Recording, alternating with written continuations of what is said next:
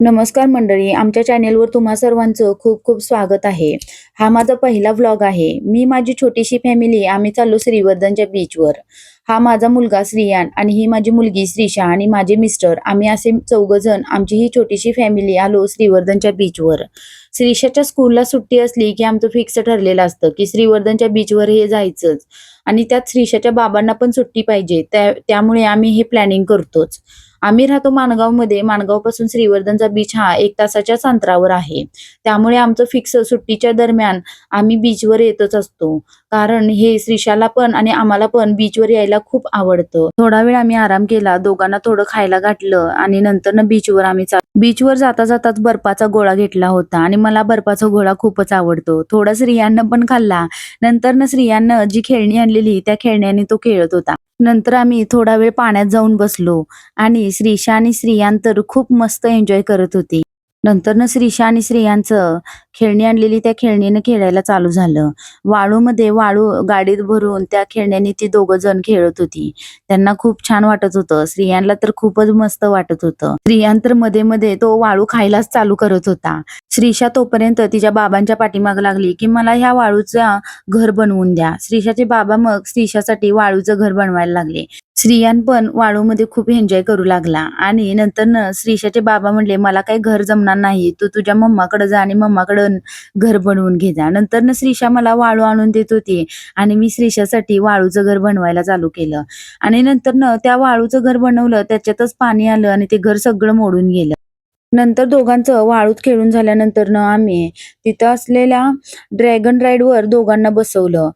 आणि हे नवीनच आम्ही ह्यावेळी पाहिलं होतं. दोघं पण अशीच बसून मज्जा घेत होती. त्यांना खूप छान वाटत होतं. आणि नंतरनं आम्ही ह्याच्यावर बसवलं, पण ह्याचं नाव आम्हाला काही माहीतच नव्हतं.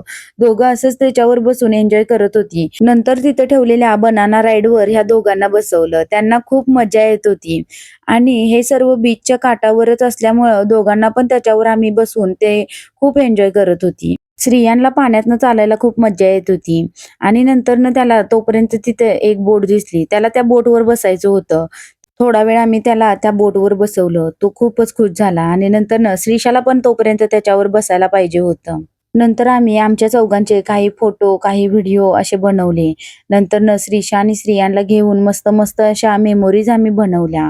कारण मुलं लहान आहेत तोपर्यंत त्यांच्याबरोबर आपण वेळ घालवू शकतो. म्हणूनच मुलं लहान आहेत तोपर्यंत आपण त्यांच्याबरोबर खूप एन्जॉय केला पाहिजे. कारण एकदाची मुलं मोठी झाली की ते त्यांच्या आयुष्यात बिझी होऊन जाणार. कारण त्यांचे मार्ग त्यावेळचे खूप वेगळे असणार आहेत आणि ते त्यांच्या लाईफमध्ये बिझी होऊन जाणार. म्हणून जोपर्यंत मुलं आपली लहान आहेत तोपर्यंत त्यांच्याबरोबर जितका जास्तीत जास्त वेळ घालवता येईल तेवढा आम्ही त्यांच्याबरोबर वेळ घालवण्याचा प्रयत्न करत असतो. आणि त्या दोघांना पण आम्ही ज्यावेळी श्रीशाला सुट्टी असते, श्रीशाच्या बाबांना सुट्टी असते, त्यावेळी आम्ही असं प्लॅनिंग करतच असतो. मुलं लहान आहेत तोपर्यंत आम्ही त्यांच्याबरोबर खूप म्हणजे खूप वेळ घालवत असतो. कारण हे क्षण ज्यावेळी ते मोठे होतील त्यावेळी हे क्षण आपण बघून आपल्याला खूप आनंद होईल की आपण आपल्या मुलांच्या बरोबर खूप वेळ घालवलेला आहे. आणि आपण आपल्या मुलांच्यासाठी आपण आपल्या स्वतःला जपलं पाहिजे. कारण जर आपल्या जीवाला आपल्याला जर काय झालं तर आपल्या मुलांच्या बरोबर कोण असणार? कारण ही दुनिया खूप वाईट आहे. कारण आपल्यानंतर आपल्या मुलांवर जीव लावणारं ह्या जगात कोणी सुद्धा नाही आहे. त्यामुळं आपल्या मुलांच्यासाठी आपण स्वतः आपली स्वतःची काळजी घेतली पाहिजे, असं मला तरी वाटतं. कारण आपण जर व्यवस्थित असोल तरच आपली मुलं व्यवस्थित होणार. ह्या स्वार्थी दुनियेमध्ये ह्या जगात कोण कुणाचं नाही आहे. त्यामुळं आपल्या मुलांच्यासाठी आपल्याला व्यवस्थित राहणं गरजेचंच आहे. आपल्या मुलांची काळजी घेण्यासाठी आपण व्यवस्थित असणं महत्त्वाचं आहे. घरी जायचं ठरवलं तर स्त्रियांना मात्र घरी जायचंच नव्हतं. त्याला अजून पाण्यात खेळायचं होतं. त्याचे बाबा त्याला उचलून घेऊन जायचे आणि पुढे गेल्यावर खाली सोडलं की तो पुन्हा पाण्यात जायचा. नंतरनं आम्ही पुढे गेल्यानंतरनं तो एकटाच आमच्या पाठीमागून यायला लागला. असा हा आम्ही आजचा दिवस एन्जॉय केला. स्त्रियांचे बाबा स्त्रियांना पकडायला गेले, त्याला उचलून घ्यायला गेले तर तो मात्र पळतच होता. कारण त्याला चालतच यायचं होतं. तुम्हाला जर फिरायला यायचं असेल तर श्रीवर्धनच्या बीचवर तुम्ही यायचं नक्की प्लॅनिंग करा. कारण हा बीच इतका मस्त आणि इतका स्वच्छ आहे, की तुम्ही आल्यावरच तुम्हाला इथं समजेल.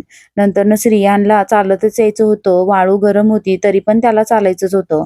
नंतरनं आम्ही कपडे चेंज वगैरे करून श्रीशा आणि श्रियांसाठी काहीतरी खाण्यासाठी आलो. पाण्यात खेळून झाल्यानंतरनं आम्हाला सर्वांनाच भूक लागली होती.